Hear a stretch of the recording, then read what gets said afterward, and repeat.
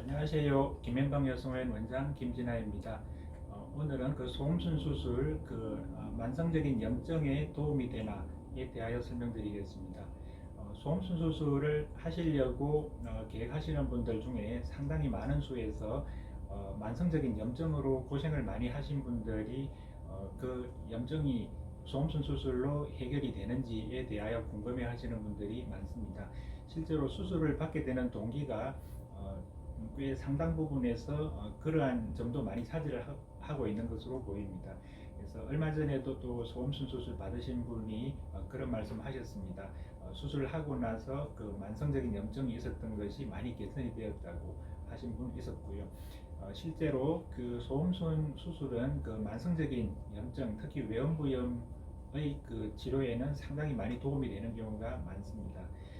그래서 소음순 수술을 받으시는 분들 중에서 상당수는 소음순 자체가 그 살 자체가 주름져서 덮고 있는 살이 많은 경우가 많기 때문에, 그래서 그 주름져서 덮고 있는 살이나 서로 맞닿아서 있는 부위, 그런 부위에 빨갛게 발적 반응이 있는 경우도 있고요. 만성적인 염증으로 인해서 살이 만약 계속해서 맞닿아 있는 부위에 만성적인 그런 살 자체의 그 건선이나 그런 습진성 변화, 그런 변화가 생긴 분들도 꽤 많이 있습니다.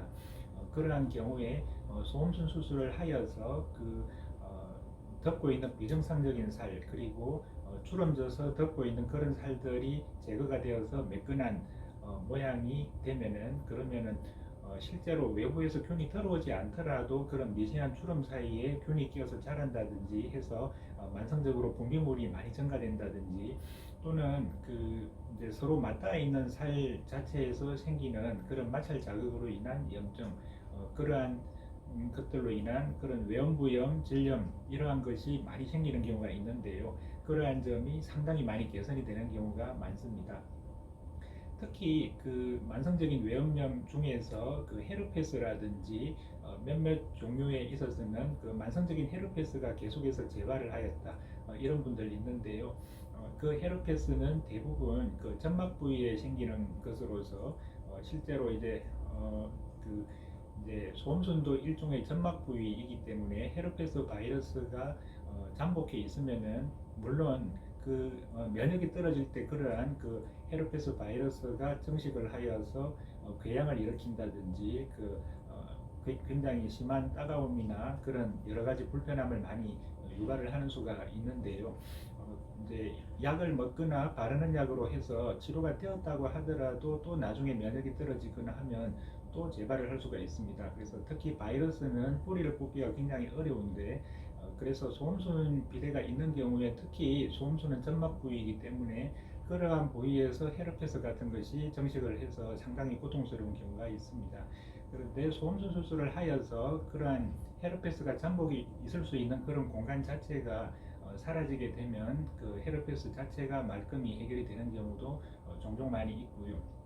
그리고 몇몇 그 세균성 그러한 염증이라든지 몇몇 바이러스성 다른 염증에 있어서도 상당히 많은 경우에서 소음순 수술 그 자체만으로 완치가 되는 경우가 종종 많이 있습니다. 그렇기는 하지만 알고 계셔야 될 점은, 소음순 수술은 성형 목적의 수술로 분류가 되어 있고 질병의 치료 목적의 수술로 그렇게 분류되어 있지 않습니다. 그래서 그 소음순 수술에 대한 그런 보험 적용 코드 자체가 없고요. 그리고 소음순 수술 이제 염증을 예방하기 위한 그런 목적으로, 또는 염증을 치료하기 위한 목적으로 수술을 하였다고 하더라도 그러한 수술 코드 자체가 보험 적용이 되는 코드가 존재하지 않습니다. 그렇기 때문에 소음순 수술은 그러한 경우에도 보험 적용은 일단 아쉽지만 되지 않는 걸로 그렇게 알고 계시면 되겠습니다. 그렇지만 소음순 수술은 분명히 만성적인 외음염, 몇 가지 종류의 그러한 상당히 불편한 외음부 염증에 있어서 상당히 많이 소음순 수술 그 자체만으로 호전이 되는 경우가 많이 있다는 점 알고 계시면 되겠습니다. 그래서 소음순 수술을 받으시는데 많이 참고가 되면 좋겠습니다.